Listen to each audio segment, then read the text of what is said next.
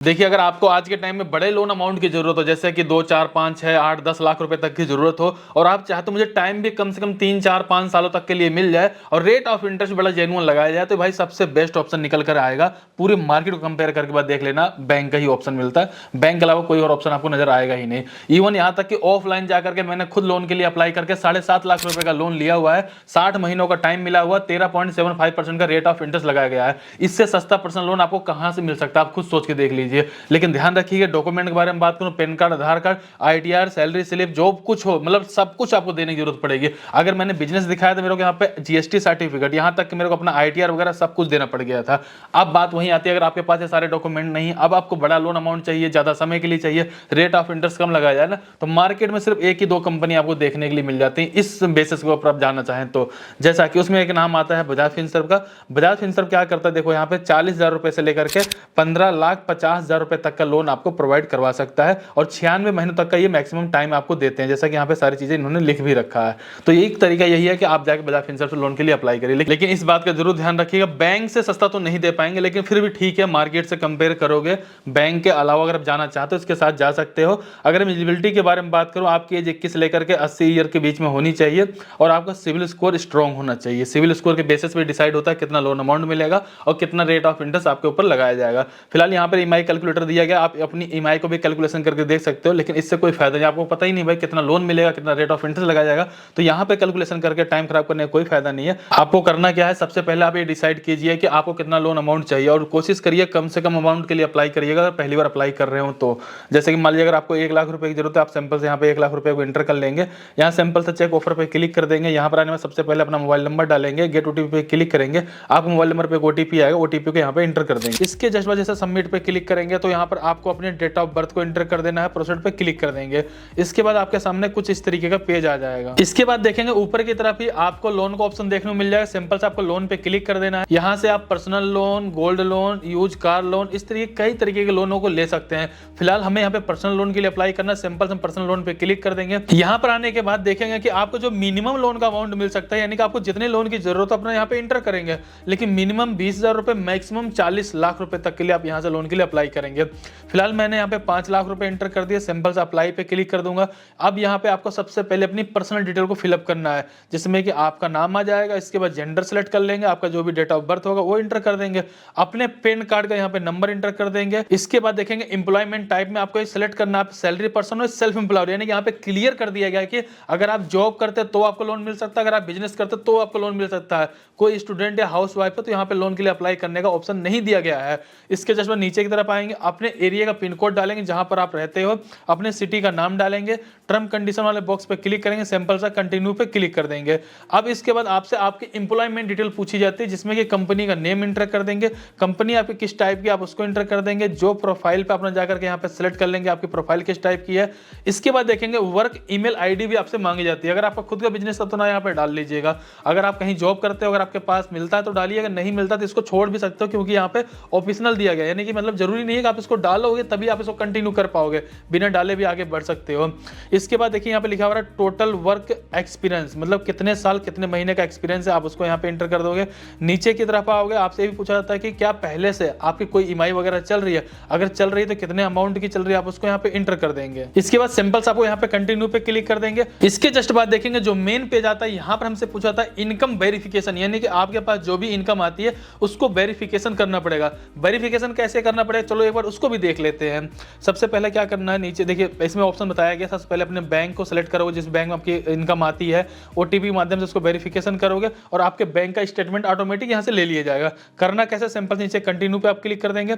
Continue पे click करने के बाद अपने बैंक को सिलेक्ट करेंगे जिस बैंक में आपकी इनकम आती है, नीचे की तरफ आएंगे, टर्म कंडीशन वाला बॉक्स मिलेगा उस पर क्लिक करेंगे, गेट ओटीपी पे क्लिक कर देंगे, आपके बैंक से लिंक मोबाइल नंबर पे एक ओटीपी है, ओटीपी डालेंगे, प्रोसीड पे क्लिक कर देंगे। इसके बाद देखेंगे फाइनली आपका बैंक की डिटेल आपको यहाँ पे देखने को मिल जाएगी, गेट ओटीपी पे क्लिक करेंगे, दोबारा से ओटीपी डाल देंगे। इसके जस्ट बाद देखेंगे बजाज फिनसर्व तरफ से आपसे अप्रूवल मांगा जाएगा कि भाई आपका यहाँ पे बैंक स्टेटमेंट ले लिया जाए, तो सिंपल से आपको यहाँ पे अप्रूव पे क्लिक कर देना है। सो इस तरीके से देखेंगे आपके बैंक की स्टेटमेंट यहाँ पे फैचिंग करके ले ली जाएगी। सो अभी तक आपको यहाँ पे दो चीजें जरूर ध्यान में रखना चाहिए। पहली बात यह है कि अगर आप यहाँ पे जॉब करते हो, बिजनेस करते हो, तो आपको लोन अप्लाई करने के लिए ऑप्शन दिया जा रहा है। दूसरी बात, आपको अपने यहाँ पे इनकम को भी वेरिफिकेशन करने के लिए कहा गया था। अब देखते हैं कि इसके आगे क्या क्या चीज़ हमें फिलअप करनी पड़ेगी। अब हमसे यहाँ बोला जाता है भाई अपने ऑफिस का एड्रेस डालो। अगर आप कहीं जॉब करते हैं, बिजनेस करते हो, जो भी एड्रेस होगा उस एड्रेस को कंप्लीटली यहाँ पे फिलअप करना है। इसको फिलअप करके जैसे आप कंटिन्यू पे क्लिक करोगे तो फाइनल पेज पे अब आपको यहाँ पे दिखा दिया था भाई कि आप यहाँ पे कितने लोन के लिए एलिजिबल हो। आपकी प्रोफाइल के बेसिस पे कम या ज्यादा भी हो सकता है। यहाँ पे देखो बिल्कुल क्लियरली मेंशन कर दिया है, great news you have a on upgrade offer. यानी कि भाई पहले हमने यहाँ पे 5 लाख रुपए लोन के लिए अप्लाई किया था, लेकिन प्रोफाइल को देखते हुए इन्होंने यहाँ पे 8 लाख तक का ऑफर किया, जो कि अगले 60 महीने तक के इस लोन को हम ले पाएंगे। फिलहाल अगर हम इस लोन को लेने वाले तो सिंपल सी बात है, जो 8 लाख का ये लोन है, इस लोन को लेने के लिए यहाँ पे 3 तरह की चीजें बताई गई, जिसको आपको ध्यान से समझना पड़ेगा। पहला दिया गया है फ्लेक्सी हाइब्रिड लोन, दूसरा है यहाँ पे फ्लेक्सी टर्म लोन, तीसरा है टर्म लोन। तो इनमें से किसको हमें सेलेक्ट करना चाहिए? देखिए जो पहले वाला अगर आप सेलेक्ट करते हो उसमें हमें ये बताया जाता है कि भाई साहब जो भी आपकी ईएमआई बनती है, यानी कि टोटल अगर आप 60 महीनों के लिए लेते हो तो उसमें क्या होगा, 12 महीने तक जो आपकी ईएमआई आएगी वो कम आएगी। उसके बाद से जब ईएमआई आएगी 12 महीने के बाद से, तो ईएमआई आपकी ज़्यादा आएगी। अगर आपको ऐसा लगता नहीं मुझे 12 महीने यानी कि 1 साल के अंदर में ज़्यादा मेरे पास खर्चे हैं, तो आप पहले वाले को सेलेक्ट करके कम ईएमआई पे करके आगे जाकर के ज़्यादा ईएमआई को पे करके अपना कंप्लीट कर लोगे, जिसमें कि 12 ईएमआई आएगी हमारी 12,000 रुपये की, और जो इसके अलावा जो ईएमआई आएगी 48, वो आएगी यहाँ पे 23,500 रुपये की। रेट ऑफ इंटरेस्ट 18% लगेगा। इसके अलावा जो दोनों नीचे फ्लेक्सी टर्म लोन और टर्म लोन दिया गया, इन दोनों ही केस में आपकी जो सारी ईएमआई आएगी वो आएगी 20,315 रुपये की, जो कि अगले 60 महीने के लिए रहेगी। रेट ऑफ इंटरेस्ट आपको तीनों में सेम देखने को मिल जाएगा।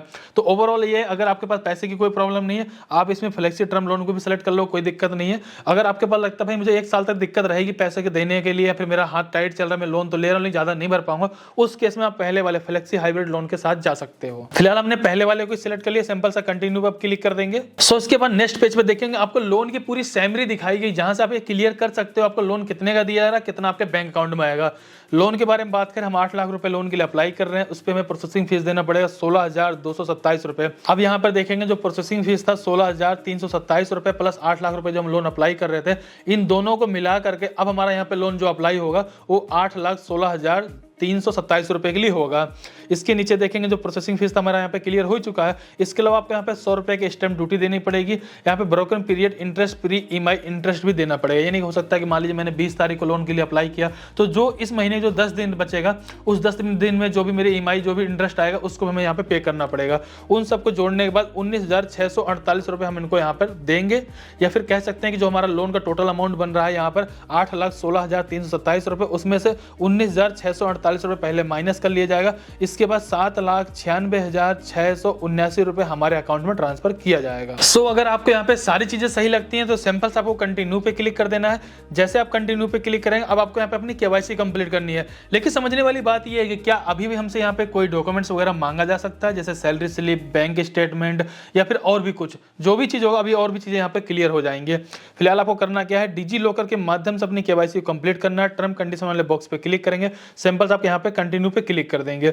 यहाँ आने के बाद अपने आधार कार्ड का नंबर डाल देंगे, नेक्स्ट पे क्लिक कर देंगे। आप देखेंगे आपके आधार कार्ड से यहाँ पे आपका एड्रेस दिखा दिया जाएगा। अगर कुछ भी आपको एडिट करना, चेंज करना, आप उसको चेंज कर सकते हो, या फिर उसको सिंपल सा यहाँ पे अलाउ पे क्लिक करके एड्रेस को फैचिंग करने के लिए परमिशन दे सकते हो। इसके अलावा आपसे यहाँ पर ये भी बात पूछी जाती है, जो आपका रेजिडेंट एड्रेस है और जो करंट एड्रेस है क्या दोनों सेम है? अगर सेम है तो यस पे क्लिक करिए। अगर आपको लगता है कि जो मेरा मतलब जो एड्रेस है वो यूपी बिहार का, लेकिन करंट टाइम में मैं दिल्ली, मुंबई या किसी शहर में रहता हूँ, तो आप इसको नो पे क्लिक करके अपना सेकेंडरी एड्रेस यानी कि यहाँ वाला एड्रेस भी फिलअप कर सकते हो। इसके बाद नीचे की तरफ आना, एडिशनल डिटेल आपको एंटर करनी है, जिसमें फुल नेम एंटर करेंगे, चाहे अपने फादर का एंटर करिए, चाहे मदर का एंटर कीजिए, या फिर अपने हस्बैंड या वाइफ का एंटर कर देंगे। इसके बाद जो भी रिलेशनशिप रहेगा आप उसको सिलेक्ट कर लेंगे, सिंपल सा कंटिन्यू पे क्लिक कर देंगे। सो इसके बाद देखेंगे केवाईसी डिटेल आपकी हो जाती है। अब आपको बैंक की डिटेल यहाँ पे वेरिफिकेशन करनी पड़ी, ताकि आपका सही बैंक अकाउंट में आपके पैसों को ट्रांसफर किया जा सके। इसके लिए करना क्या है, बैंक वेरिफिकेशन पे आपको क्लिक करेंगे, ऐड बैंक पे क्लिक करके सिंपल सा कंटिन्यू पे क्लिक कर देंगे।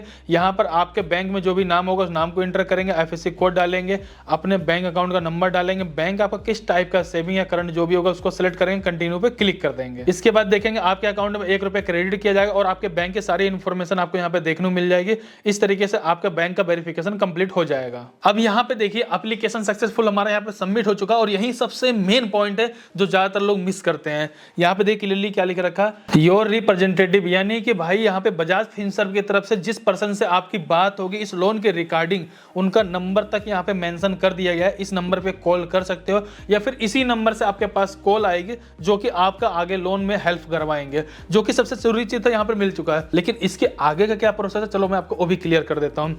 यहाँ पे देखेंगे अब आपको पर्सनल लोन की डिटेल देखने को मिल जाएगी, लोन का application number, loan amount, loan variant, tuner time आप देख पाएंगे, ईएमआई का अमाउंट देखेंगे, ईएमआई का ड्यू डेट वगैरह सब कुछ आप यहाँ पे देख पाएंगे। इसके आगे क्या होगा वो मैं दिखाता हूँ, लेकिन इसके लिए सिंपल आपको नीचे डन पे क्लिक कर देना है। अब यहाँ पे देखिए आपके सामने एक मेन पेज खुल करके आता है।